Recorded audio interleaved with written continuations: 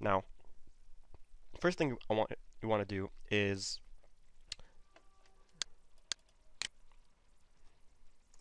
let's fix that.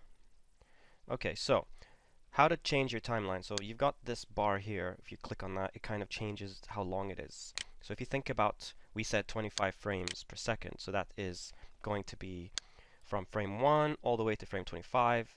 All this, that is 1 second, right? Okay, so if we go from, say, frame 1 to frame 25, okay, and we play that back, it's going to be 1 second duration. So I'm just going to make my timeline exactly 25 frames. And if we hit play, there we go. 1. It's just 1 second, right?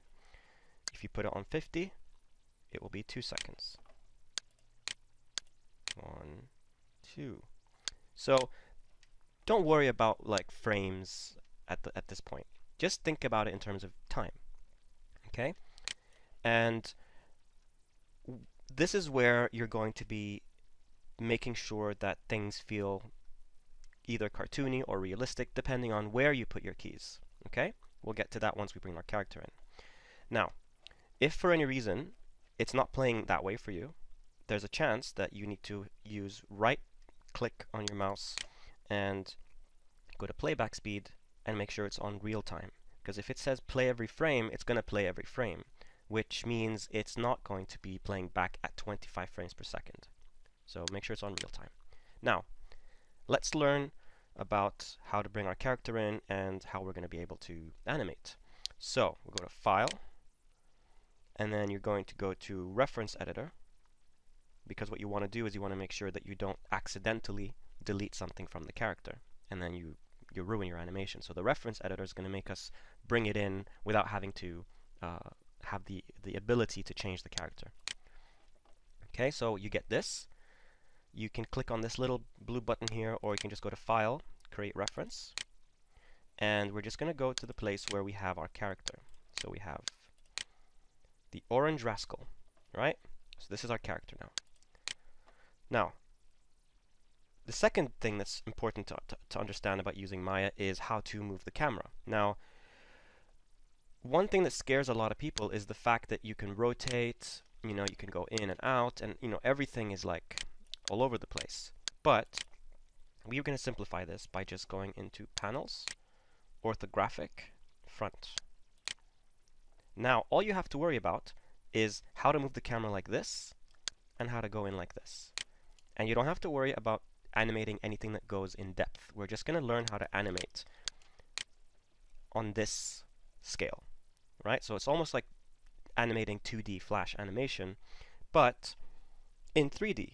So you're going to learn how to improve your 3D skills without having to worry about the actual 3D side of it. So how do we move the camera? Well, if you hold down Alt on your keyboard and you use the left mouse button, this gives you rotate, which we're not going to be doing. But if you hold the middle mouse button, so you need to be using a three-button mouse, so it's usually the scroll thing. You click on that. This will sort of move it around like this. And if you use the right mouse button, it does this, right? This is while holding down Alt. Once you let go of Alt, it can't do that anymore. Okay? Now, another thing is, when you're animating your character, you want to make sure that the only thing you can select are these curves. So we already locked this for you, so you don't have to worry about it. But you might sometimes get a rig where, so this is called a rig, by the way. So you might sometimes get a rig where you can accidentally select the actual character, and that's where things can go wrong. So this is our rig. He is the Orange Rascal. And let's learn about how we can move him around. So you select this, for example, his hand, Control, and there are 3 buttons you're going to need to learn. W, which gives you the translation or moving around button and control. E, which makes you able to rotate, and R, which is locked, allows you to scale. So let's see if there's anything on this rig that can scale. nothing. Well, I guess that's better because it can make things simpler for you, but just to show you an example of how that works is if we get this over here, it's to change the scale like that, okay? So, I'm just going to delete that, and going back into the character here. Now, one thing you want to learn how to do is how to set keys, right? So let's say we select this control.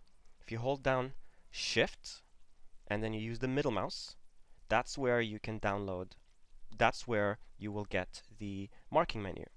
So all you have to do is select controls, right?